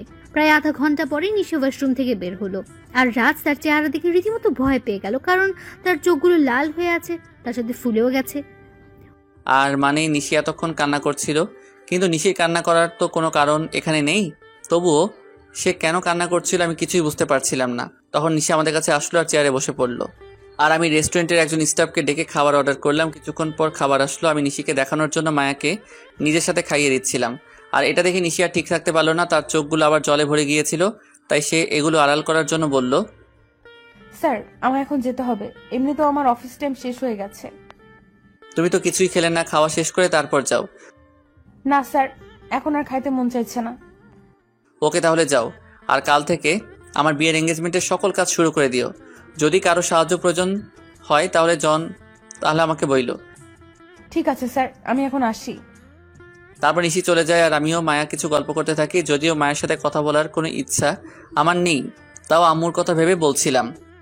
অন্যদিকে নিশি বাড়িতে গিয়ে নিজের ছেলেকে জড়িয়ে ধরে কান্না শুরু করে দেয় আর বলতে থাকে, তোর বাবা খুব পচা, আমাকে একটুও বিশ্বাস করে না, এমনি তোকেও ভালোবাসে না, তাই তো আজ অন্য একটা মেয়েকে নিজের হাতে খাইয়ে দিচ্ছিল। কিন্তু একদিন আমাকে বলেছিল আমাকে ছাড়া আর অন্য কোনো মেয়েকে সে টাচ করবে না। এসব কথা বলছিল আর কান্না করছিল। একসময় কান্না করতে করতে নিশি ঘুমিয়ে পড়ল। আমি আর মায়া কিছুক্ষণ গল্প করার পরে রেস্টুরেন্ট থেকে বের হয়ে আসি, আর মায়া তার গাড়িতে করে বাসায় চলে যায়। আমি যখনই নিজের গাড়িতে উঠতে যাব তখনই কেউ আমার নাম ধরে ডাক দেয়। পেছন ফিরে দেখি নিশির বেস্ট ফ্রেন্ড মিম। তাই আমি তাকে বলি, কেমন আছো মিম, আর দেশে কবে ফিরলে? আসলে মিম দেশের বাইরে থাকতো। ভালো আছি ভাইয়া, আর কিছুদিন হলো দেশে ফিরেছি। নিশি কেমন আছে? আর ওকে আমি ফোন দিই কিন্তু ওর ফোনটা বন্ধ দেখায় কেন? নিশি কেমন আছে সেটা নিশি হয়তো ভালো জানে। আপনার কথার মানে বুঝলাম না। আর নিশি তো আপনার স্ত্রী, তাহলে কেমন সেটা আপনি জানবেন না কেন? নিশি আমার স্ত্রী ছিল, কিন্তু এখন নেই। কি বলছেন এইগুলো? আমি তো কিছুই বুঝতে পারছি না। এখানে না বোঝার তো কিছুই নেই, মানে আমি আর নিশি আলাদা হয়ে গেছি। কিন্তু কেন? আপনারা দুইজন দুজনাকে তো ভালোবাসতেন। শুনতে চাও কেন? তাহলে শোনো। তারপর আমি 1 বছর আগের সকল ঘটনা মিমকে বলি আর ওই ছবিগুলো মিমকে দেখাই। আর মিম এগুলো দেখে আমায় যে কথা বলে সেগুলো শুনে আমার পুরো শরীরটা কাঁপতে থাকে। আমি কিভাবে এমনটা করতে পারলাম এগুলো ভেবেই কান্না চলে আসে আমার। আর মিম আমায় যে কথাগুলি বলে তা হলো, আপনি কি জানেন ছেলেটা কে? ছেলেটার নাম সাজিদ, এবং নিশি আর সাজিদ একে অপরকে ভালোবাসে। না, আপনি যেটা জানেন সেটা সত্যি নয়। সত্যিটা আমি আপনাকে বলছি। তারপর মিম আমাকে সাজিদের ব্যাপারে সব কথাগুলো বলল, যা শোনার পর নিজেকে বড় অপরাধী মনে হচ্ছিল। মিম বলল যে আমি আর নিশি একই ভার্সিটিতে পড়তাম আর একই ডিপার্টমেন্টে, যার কারণে আমার আর ওর মধ্যে খুব ভালো বন্ধুত্ব হয়ে যায়। আমরা দুজন সবসময় একসাথেই থাকতাম। একদিন আমি আর নিশি ভার্সিটির ক্যাম্পাসে বসেছিলাম, তখন একটা ছেলে এসে নিশিকে প্রপোজ করে, কিন্তু নিশি তাকে না বলে দেয়। আমি এর কারণ জানতে চাইলে নিশি জবাবে বলে যে তার ভালোবাসা শুধু তার বরের জন্য। তাই আমি নিশিকে আর কিছু জিজ্ঞেস করি নাই। তারপর কি হলো? ওই ছেলেটির নামই ছিল সাজিদ। কিন্তু নিশি মানা করার পরেও সে নিশির পিছু ছাড়ে নাই। তাকে প্রতিদিন বিরক্ত করত, কিন্তু নিশি কিছুই বলতো না। আর একদিন সাজিদ এসে হঠাৎ নিশির হাত চেপে ধরে এবং সেদিন নিশি আর সহ্য করতে না পেরে পুরো কলেজের সামনে সাজিদকে চড় মারে। কিন্তু সাজিদ সেদিন যাওয়ার আগে বলেছিল যে সে নিশিকে সুখে থাকতে দিবে না, আর আজ দেখুন তার কথাই সত্যি হলো। আমি এখন কি করব কিছুই বুঝতেছিলাম না, কারণ আমার যে করার মতো কিছুই নেই। আমি যে নিশির সাথে বড় অন্যায় করেছি। মিম কান্না থামিয়ে আমাকে বলল, আপনি কি জানেন আপনি যখন নিশিকে তাড়িয়ে দেন তখন তার পেটে আপনার সন্তান ছিল? মানে কি বলছো তুমি? হ্যাঁ, আমি ঠিকই বলছি। আপনি যখন ওকে অপমান করে তাড়িয়ে দেন তখন সে আপনার সন্তানের মা হতে যাচ্ছিল। আর এটা নিয়ে যে কতটা খুশি ছিল সেটা আপনাকে বলে বোঝানো যাবে না। সে আপনাকে বলার আগে আমায় ফোন দিয়েছিল আর বলেছিল যখন সে আপনাকে এই কথাটি বলবে তখন আপনার রিয়াকশন কেমন হবে, এটা ভেবেই সে খুশি ছিল। কিন্তু আপনি কি করলেন? মিম আর কিছু বলতে পারল না, তার আগেই কান্নায় ভেঙে পড়ল। মানে নিশির সন্তানের বাবা আমি, আর আমি তাকে কি না কি ভেবেছিলাম। আমিও প্রচুর কান্না করছিলাম। তখন মিম আমাকে বলল, এখন কান্না করে কি হবে? যা হওয়ার তা হয়ে গেছে। এখন আর এগুলো ভেবে কি করবেন? না, এখনো কিছু হয় নাই। তারপর আমি মিমকে নিশির কথা বললাম। সত্যি বলছেন? নিশি এখনো এই শহরেই থাকে? কিন্তু তোমাকে আমার জন্য একটা কাজ করতে হবে যাতে আমি আবার নিশিকে ফিরে পাই। কি করতে হবে আমায় বলুন। তারপর আমি মিমকে আমার প্ল্যান বলি আর সেও রাজি হয়ে যায়। তাই আমিও নিজের বাসায় চলে আসি। বাসায় আসার পর আম্মু আমাকে বলে, বাবা, মেয়েকে কি তোর পছন্দ হয়েছে? আম্মু আমি এই বিয়েটা করতে পারবো না। তুই কিন্তু আমায় কথা দিয়েছিস। আমি কেমন করে এই বিয়ে করব বলো? কেন করবি না শুনি? তারপর আমি নিশির কথা আর ওর আর আমার বাচ্চার কথা আম্মুকে বলি। তখন আম্মু কান্না শুরু করে দেয় আর বলে, আমার বৌমার নাতিকে কবে আনবি বাবা? খুব জলদি আনবো, তার আগে তোমার একটা কাজ করতে হবে। তারপর আমি আম্মুকে সবকিছু বুঝিয়ে উপরে চলে আসি। আমি রুমে এসে ভাবতে লাগি কিভাবে কি করব, নিশি কি আমায় ক্ষমা করবে নাকি করবে না। তখন আমার সাজিদের কথা মাথায় আসে। কেন সাজিদ এমনটা করলো সেটা তো আমার জানা দরকার। তাই আমি আমার ফ্রেন্ডদের ফোন দিই আর বলি এখনই আমার সাথে দেখা করতে, আর আমিও বেরিয়ে পড়ি। ইরে, এত জলদি দেখা করতে বললি? কোনো সমস্যা হয়েছে নাকি? বলছি, তার আগে রবি আর মিজানকে আসতে দে। কিছুক্ষণ পরে রবি আর মিজান চলে আসে আর আমি ওদেরকে মিমের বলা সকল কথা ওদেরকে খুলে বলি। সব শোনার পরে ওরা বলে, ভাবিকে রাজি করাতে পারবি বলে মনে হয় না। হয়তোবা, কিন্তু হাল ছাড়লে তো চলবে না। আর শোন, তোদের একটা কাজ করতে হবে। কি কাজ বল? সাজিদকে যেভাবেই হোক তোদের খুঁজে বার করতে হবে, আর এই নিয়ে সাজিদের ছবি। তারপর আমি ওদেরকে সাজিদের একটা ছবি দেই। ওকে, তোর কাজ হয়ে যাবে। তার আগে তুই ভাবিকে কিভাবে ম্যানেজ করবি। ঠিক বলেছিস, কিছু তো একটা করতেই হবে। আচ্ছা তোরা এখন থাক, আমি একটা জায়গা থেকে আসতেছি। ওদের থেকে বিদায় নিয়ে আমি সোজা অফিসে চলে আসি। অবশ্য অফিসে আসার মূল উদ্দেশ্য হলো নিশির বাড়ির ঠিকানাটা নেওয়া, কারণ আমি ওর বাসার ঠিকানা জানি না। অফিসে আসার পরে আমি ম্যানেজারকে ফোন দিই আর অফিসে আসতে বলি। কিছুক্ষণ পরে ম্যানেজার অফিসে আসে আর বলে, স্যার, কোনো দরকারি কাজ আছে নাকি? না, তেমন কিছু দরকারি কাজ না, আমি শুধু নিশির বাসার ঠিকানা নেওয়ার জন্য অফিসে এসেছি। ওকে স্যার, একটু ওয়েট করেন, আমি নিয়ে আসছি। তারপর ম্যানেজার আমাকে নিশির ঠিকানাটা দেয় আর আমি সেটা নিয়ে বেরিয়ে পড়ি। প্রায় আধা ঘন্টা ড্রাইভ করার পরে আমি নিশির বাসায় পৌঁছাই। দেন আমি ওর বাসায় কলিং বেলে চাপ দেই।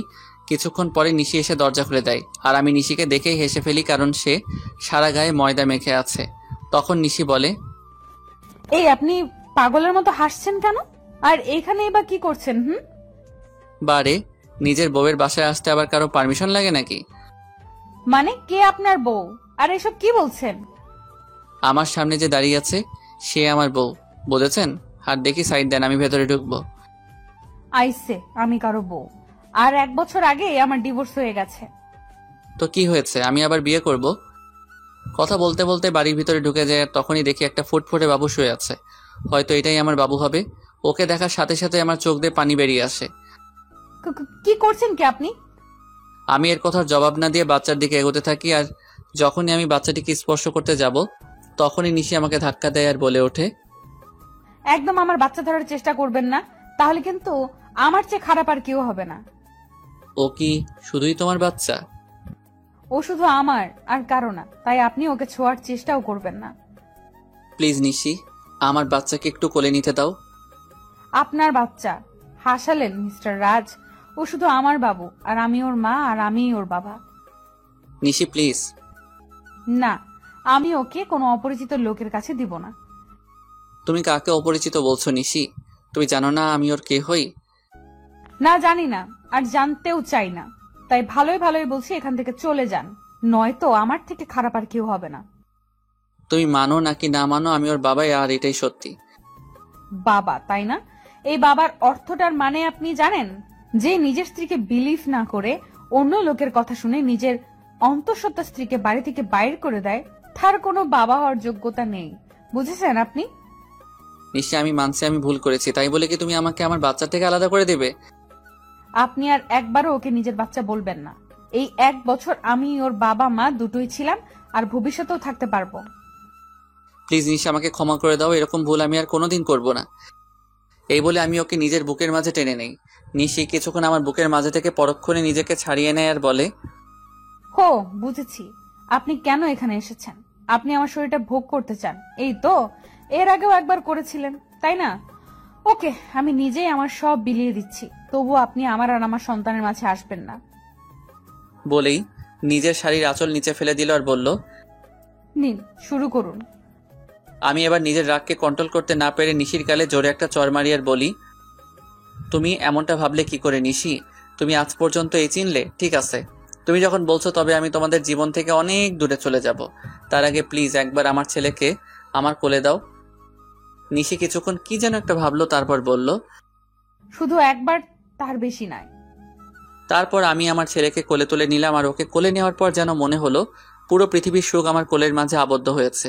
কিন্তু এটা বেশি সময় স্থায়ী হলো না। নিশি আমার কোল থেকে বাচ্চাকে কেড়ে নিয়ে বলল, এবার যান, আর কোনোদিন এখানে আসবেন না। আমি কিছু বললাম না, শুধু বললাম নিজেরও বাবুর খেয়াল রেখো। তারপর সেখান থেকে চলে আসলাম। নিশির বাসা থেকে বের হয়ে রাস্তায় আসলাম আর ভাবতে লাগলাম, নিশি আমাকে এতটুকু বিশ্বাস করে না। ও কেমন করে ভাবতে পারলো যে আমি ওর শরীরকে, না, নিশির সামনে আমি আর কোনোদিন যাব না। নিশিও তো এটাই চাই। তবে তাই হোক। এমন সময় রবির ফোন আসে আর ও বলে, কিরে রাজ, কোথায় আছিস? তোকে সেই কখন থেকে ফোন দিয়ে যাচ্ছি। তুই আমার অফিসে এক্ষুনি আয়, আর সাথে করে একজন উকিলকেও নিয়ে আসিস। আমি না হয় আসবো, তবে উকিলকে কেন নিয়ে আসবো তাই তো বলবি। এত কথা না বলে তোকে যা বলছি তুই তাই কর। এই বলে আমি ফোন কেটে দেই আর নিজের অফিসে চলে আসি। কিছুক্ষণ পরে রবি আর উকিল আসে। তখন আমি বলি, উকিল সাহেব, আমি একটা উইল করতে চাই। বলুন, কিসের উইল করবেন? আমি এই কোম্পানির অর্ধেক আমার ছেলে আর বাকি অর্ধেক আমার স্ত্রীর নামে করে দিতে চাই, আর সেটা আজ রাতের মধ্যেই। কি বলছিস কি এসব? তোর মাথাটা কি ঠিক আছে? আমি ঠিক বলছি, আর আমার মাথাও ঠিক আছে। যেহেতু আমার আব্বুর আলাদা কোম্পানি আছে, তাই কোনো প্রবলেম নাই। ওকে, আপনি যখন বলছেন তখন তাই হোক। তারপর উকিল সাহেব সকল ফর্মালিটি পূরণ করে দেয়, আর আমি ম্যানেজারকে ফোন করে বলে দেই যে নিশি এখন থেকে এই কোম্পানির মালিক। তারপর আমি রবিকে বলি, রবি, আমার জন্য যত তাড়াতাড়ি পারিস একটা লন্ডনের ফ্লাইটের টিকিট বুক করে দে, আর সেটা আজ রাতের মধ্যে হলেই ভালো হয়। মানে তুই লন্ডনের টিকিট কি করবি? আমি এদেশে আর থাকবো না, তাই লন্ডনে যাব। কিন্তু কোনো কিন্তু নয়। আর হ্যাঁ, কেউ যেন জানতে না পারে আমি কোথায় আছি। তুই কাউকে বলবি, এটা আমার কসম। ঠিক আছে। তারপর রবি একটা টিকিটের ব্যবস্থা করে দেয় আর আমাকে এয়ারপোর্টে থুতেও যায় আর বলে, ওখানে পৌঁছে আমাকে ফোন দিবি, আর আমার সাথে যোগাযোগ বন্ধ করবি না কিন্তু। করব। এবার আমি ওকে জড়িয়ে ধরে কান্না করতে থাকি। কিছুক্ষণ পরে আমার ফ্লাইট, তাই আমি প্লেনে গিয়ে বসি, আর প্লেনও টেক অফ করে। যেহেতু আমি লন্ডন থেকে লেখাপড়া শেষ করেছি, তাই এখানে আমার অনেক ফ্রেন্ডই আছে, তাই আমি সেখানে পৌঁছে আমার এক ফ্রেন্ডকে কল দিই, আর সে আমাকে এয়ারপোর্ট থেকে পিক করে নিয়ে যায়। আমার ফ্রেন্ডের লন্ডনে একটা কোম্পানি আছে, তাই সে আমাকে সেখানে কাজ দেয়। আমি লন্ডনে এসেছি 2 দিন হলো। এর মধ্যে শুধু রবির সাথে কথা হয়েছে। অন্যদিকে নিশি প্রায় 2 দিন হলো অফিসে যায় না, আর সে একদিন বিকেলে তার ছেলেকে নিয়ে বাইরে ঘুরতে বের হয়, আর তখনই তার মিমের সাথে দেখা হয়। আর মিম নিশিকে দেখা মাত্র জড়িয়ে ধরে কান্না শুরু করে দেয়। এভাবে কিছুক্ষণ দুজন কান্না করতে থাকে। তারপর মিম নিশির কোলে বাবু দেখে বলল, এটাই বুঝি আমার পুস্কু? রে, দেখতে তো একেবারে ওর বাবার মতো হয়েছে। প্লিজ মিম, ওর নামটা আর বলবি না। কেন রে? তুই কিছুই জানিস না ও আমার সাথে কি করেছে। আমি সব জানি, রাজভাই আমাকে সব বলেছে। তারপর মিম নিশুকে সব সেদিনকার কথা খুলে বলল। সব কথা শুনে নিশিও কান্না শুরু করে দেয় আর বলে, আমি কিভাবে পারলাম ওর সাথে খারাপ ব্যবহার করতে? তাহলে কি সেদিন ও এই কথাটাই বলতে এসেছিল? তুই কি বলছিস? আমি কিছুই বুঝতে পারছি না। কাইন্ডলি একটু পরিষ্কার করে বলবি যে কার সাথে খারাপ ব্যবহার করেছিস? বলছি। তারপর নিশু সেদিন ঘটে যাওয়া ওর আর রাজের সকল ঘটনাগুলো বলে।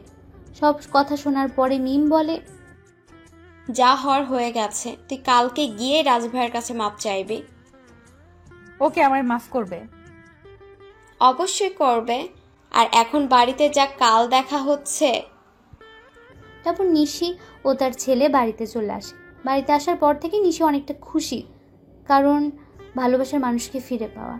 নিশি ভাবতে শুরু করে দিয়েছে কালকে কি হবে, কিন্তু নিশি হয়তো এটা জানে না যে কালকে তার জন্য কি অপেক্ষা করছে। পরের দিন সকালে নিশি একদম রাজের পছন্দ মতো সাজলো। নীল শাড়ি, নীল চুড়ি, হালকা মেকআপ, কিন্তু ঠোঁটে কোনো প্রকার লিপস্টিক দেয়নি, কারণ রাজ লিপস্টিক দেওয়া পছন্দ করে না। সাজগোজ শেষে নিশি নিজেকে নিজেই দেখে লজ্জা পাচ্ছে, কারণ আজ প্রায় 1 বছর পরে ও এরকমভাবে সাজলো। কিছুক্ষণ নিজেকে আয়নায় দেখার পরেই নিশি অফিসের উদ্দেশ্যে রওনা দেয়। অফিসে পৌঁছে নিশি অবাক হয়েছে, কারণ সবাই নিশিকে সালাম দিচ্ছে, কিন্তু এসব নিয়ে নিশির কোনো মাথা ব্যথা নেই। সে শুধু তার প্রিয় মানুষটির অপেক্ষা করতে লাগলো। নিশি অফিসে এসেছে প্রায় ঘন্টাখানেক হলো, কিন্তু এখনো রাজ আসেনি। তাই এবার নিশির বেশ চিন্তা হচ্ছে। তাই সে ম্যানেজারের কাছে যায় আর বলল, আচ্ছা, এখনো রাজ অফিসে আসে নাই কেন? রাজ স্যার তো গত 3 দিন ধরে অফিসে আসছে না ম্যাম। মানে অফিসে আসে না কেন? আর আপনি আমাকে ম্যাম কেন বলছেন?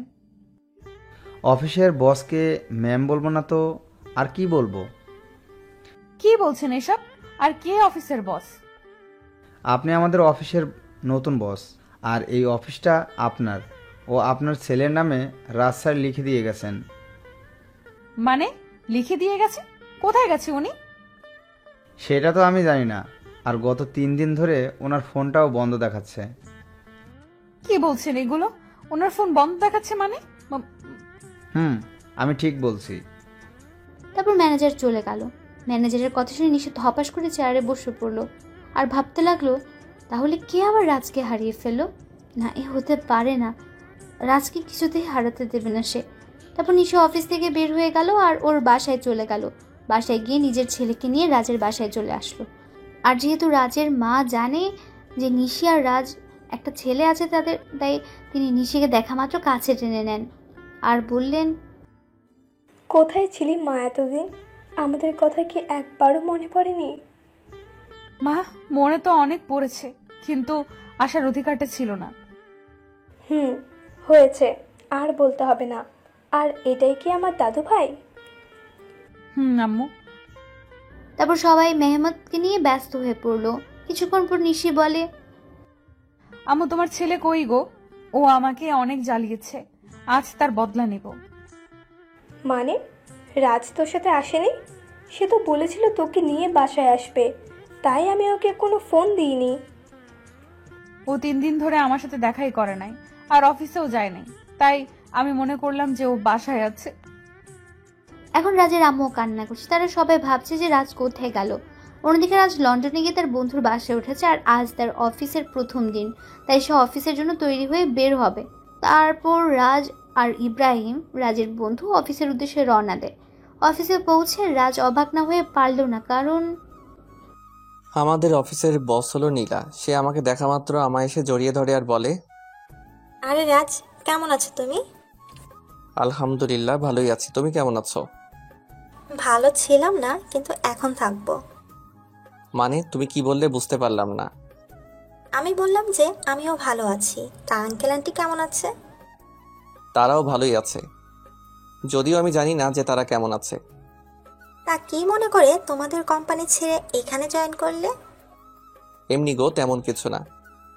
ওকে রাজ, তোমার সাথে পরে কথা হবে, এখন একটা মিটিং আছে তাই যেতে হবে। বাই। তারপর নীলা চলে গেল। এখন আপনারা হয়তো ভাবছেন নীলাকে আর আমি বা নীলাকে কেমন করে চিনি, তাই তো? তাহলে শুনুন, নীলা, আমি আর ইব্রাহিম একই সাথে পড়তাম, তাই আমি আর ওকে চিনি। আর আমি নীলাকে সবসময় নিজের বন্ধুই ভাবতাম, কিন্তু একদিন নীলা আমাকে এসে প্রপোজ করে, কিন্তু আমি এসব পছন্দ করতাম না, তাই আমি ওকে নিষেধ করে দেই। কিন্তু নীলা আমায় প্রতিদিন প্রপোজ করতে থাকে, তাই আমি তাকে বলি নেক্সট টাইম যদি সে আমায় প্রপোজ করে তাহলে আমি ওর সাথে আর বন্ধুত্ব রাখতে পারবো না।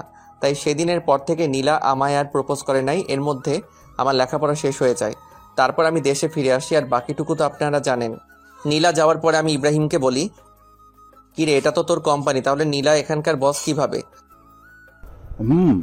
এটা আমার কোম্পানি, কিন্তু এর মালিক আমরা দুজন, আমি আর নীলা।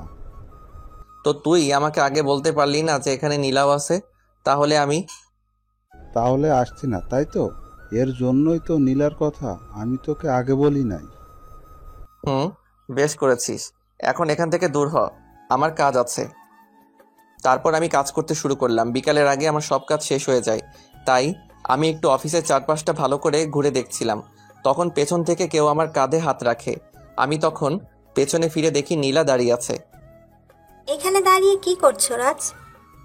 কিছু না, শুধু চারপাশের প্রকৃতি দেখছিলাম। ওহ, চলো আজ আমি আর তুমি দুজন একসাথে ডিনার করব। তা কি করে হয় বলো? সব হয়। বলে এক প্রকার জোর করে গাড়িতে বসিয়ে দেয়। কিছুক্ষণ পর নীলা গাড়ি একটা রেস্টুরেন্টের সামনে দাঁড় করায়, আর আমরা সেখানে ডিনার শেষ করি। ডিনার করার সময় আমাদের অনেক কথাই হয়।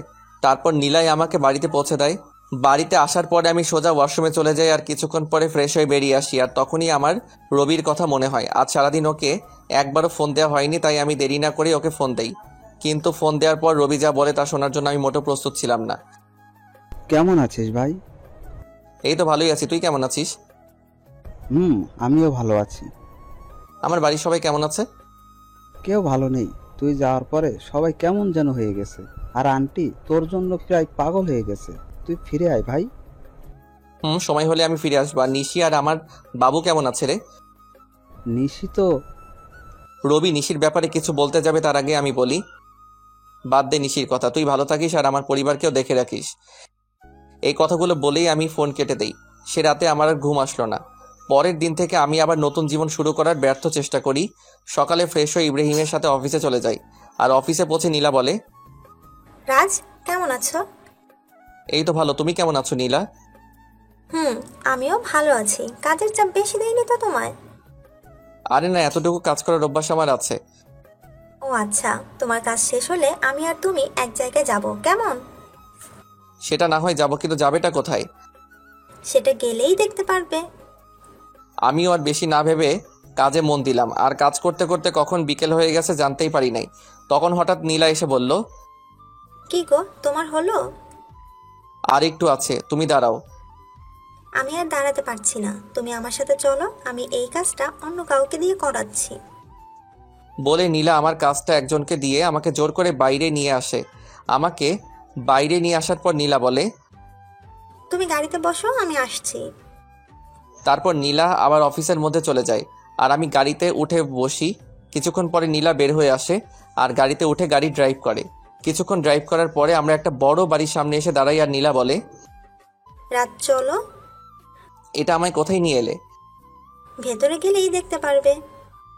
তারপর আমি নীলার পিছু পিছু ভেতরে যাই। আর ভেতরে গিয়ে আমি অবাক হয়ে যাই, কারণ ভেতরে নীলার বাবা মা বসা ছিল। তার মানে এটা নীলাদের বাড়ি। তখন আমি বললাম, কেমন আছেন আঙ্কেল?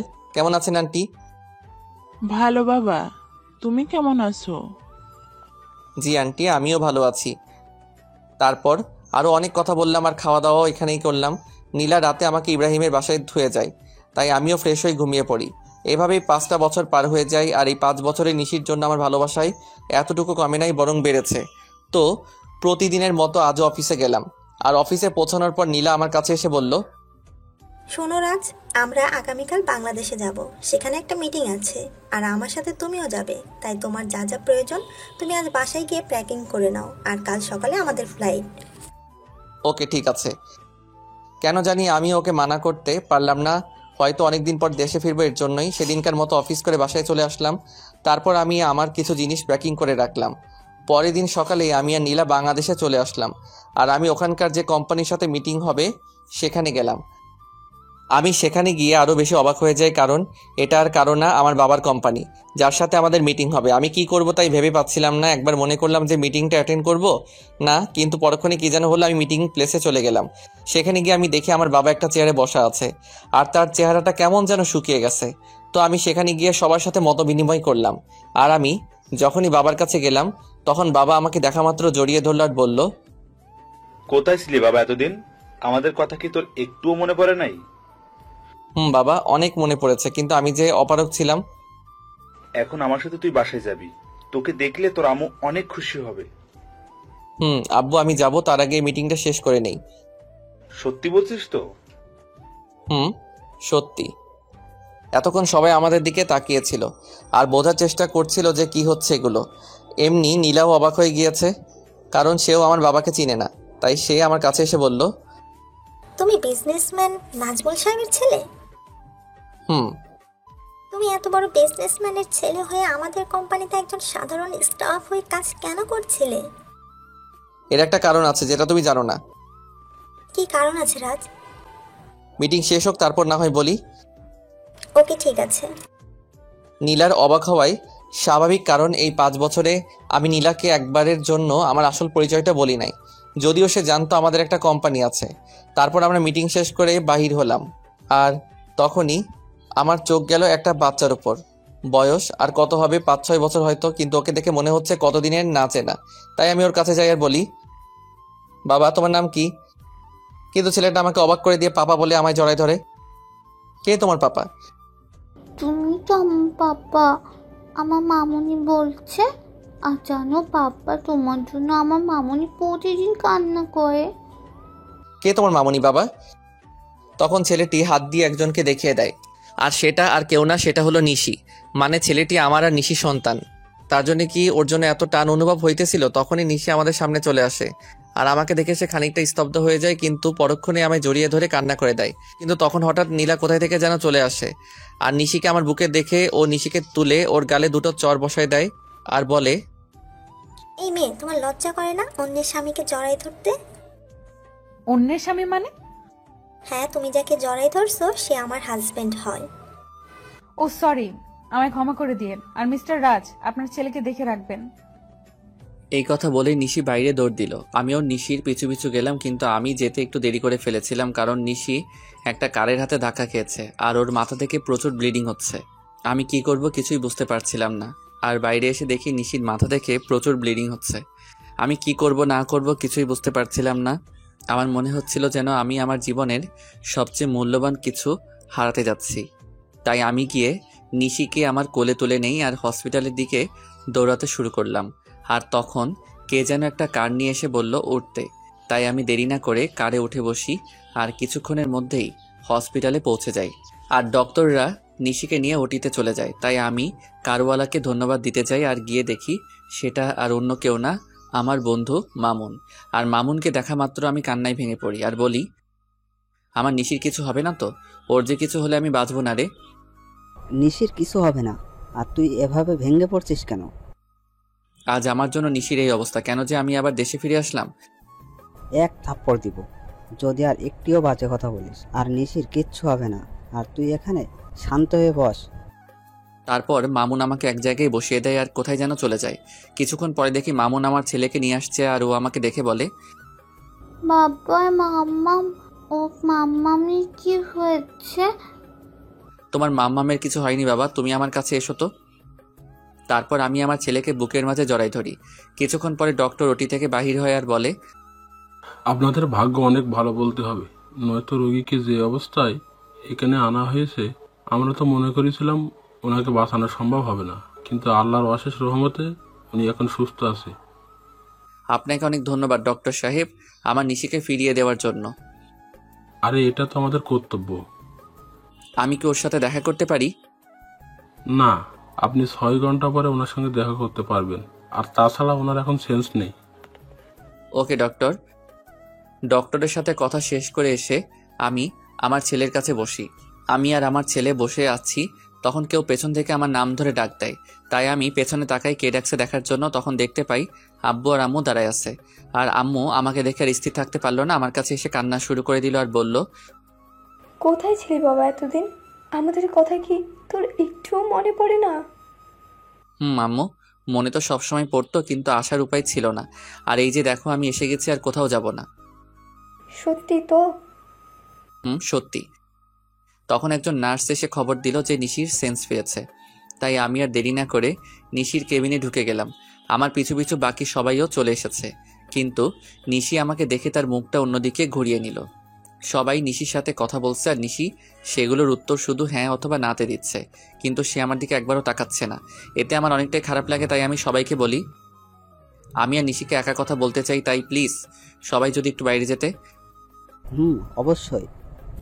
তারপর সবাই বাইরে চলে যায় আর আমি নিশির পাশে গিয়ে বসি আর ওর হাত আমার হাতের মুঠোর মধ্যে নেই আর বলি, নিশি আমি সরি। কথা বলবেন আমার সাথে? ঠিক আছে, তাহলে আমি চলে যাচ্ছি। আমি যখন উঠতে যাব তখন নিশি আমার হাতটা ধরে ফেলে আর আমি ওর দিকে তাকিয়ে দেখেও কান্না করছে। আরে পাগলি, কান্না করছো কেন? খুব খারাপ, শুধু আমায় কষ্ট দেন। বুঝলাম মনের ভিতর অনেক অভিমান জমা হয়ে আছে। গো, আমি খুব খারাপ, আর আমি ওয়াদা করছি আজকের পর থেকে তোমায় আর কখনো কষ্ট দিব না। এইভাবে বললে আমি বিলিভ করব না। তাহলে কিভাবে বলবো? কান ধরে বলেন। ওকে শোনাবো, এই তো কান ধরলাম। ওই ফাজিল, আমি কি আমার কান ধরতে বলেছি নাকি? তো কি হলো? আর ছেড়ে যাবে না তো? কখনো না। পাগলিটাও আমার বুকের মধ্যে মিশে গেল। ঠিক তখনই নীলা কেবিনে আসলো আর নিশি নীলাকে দেখা মাত্র আমাকে আরো শক্ত করে জড়িয়ে ধরলো। ওর মতে ও যদি আমায় ছেড়ে দিলেই হারিয়ে যাব। ভয় পেও না নিশি, আমি তো শুধু ক্ষমা চাইতে এসেছি। আসলে আমি জানতাম না যে রাজ তোমার কে হয়, তাই ওই কথাগুলো বলে ফেলেছিলাম। It's okay. Thank you Nishi, and good bye. বলে নীলা চলে যায়। তখন আমি নিশিকে বলি, বাবু তুমি এখন রেস্ট নাও, তুমি এখন অনেকটাই উইক। তারপর নিশি আমার হাতটা ধরে বাচ্চাদের মতো ঘুমিয়ে পড়ে। প্রায় 15 দিন পর নিশিকে রিলিজ দেওয়া হয় আর নিশির পুরোপুরি সুস্থ হতে প্রায় 1 মাস সময় লাগে। আর এই 1 মাস কেটেছে নিশির সাথে দুষ্টমি করতে করতে। একদিন রাতে আমি আর নিশি ছাদে বসেছিলাম, তখন নিশির কি যেন মনে হলো আর সে আমার কোলের উপরে উঠে এসে বসলো আর আমার গাল জড়ায় ধরে বলল, আমার একটা ফুটফুটে মেয়ে চাই, দিবেন? দিব। ও আমি ওর ঘাড়ে আমার নাক ডুবিয়ে গন্ধ নিচ্ছি আর কথাগুলো বলছিলাম, কেমন যেন নেশা ধরানো গন্ধ। তখন নিশি হঠাৎ করে ওর দুহাত দিয়ে আমার মাথা উঁচু করে ওর ঠোঁট আর আমার ঠোঁট এক করে দেয় আর পাগলের মতো চুষতে থাকে। নিশির এমন কাজ দেখে আমি খানিকটা অবাক হলেও পরক্ষণেই নিজেকে সামলে নেই আর ওর কোমরটা জড়িয়ে ধরে নিজের দিকে টেনে আনি আর ওর ঠোঁট চুষতে থাকি। এইভাবে প্রায় 10 মিনিট ছিলাম। তারপর আমি নিশির পাজাখোলা করে তুলে নিয়ে রুমের মধ্যে আসি আর পা দিয়ে দরজাটা লাগিয়ে দিই। তারপর নিশিকে বিছানায় শুয়ে দিয়ে নিজের শার্টের বোতামগুলো খুলি আর শার্টটা দূরে ছুঁড়ে মারি। তারপর নিশির ওপর উঠে ওর ঘাড় সহ সারা শরীরে কিস করি, সাথে হালকা কামড় দেই। ফলে নিশি হালকা চিৎকার করছিল। তারপর আমি আস্তে আস্তে নিশির ব্লাউজের হুক খুলি আর নিশি আবেশ আমাকে জড়ায় ধরে। তারপর আর কমুনা, সবাই নিজে থেকেই বুঝে নেন গা।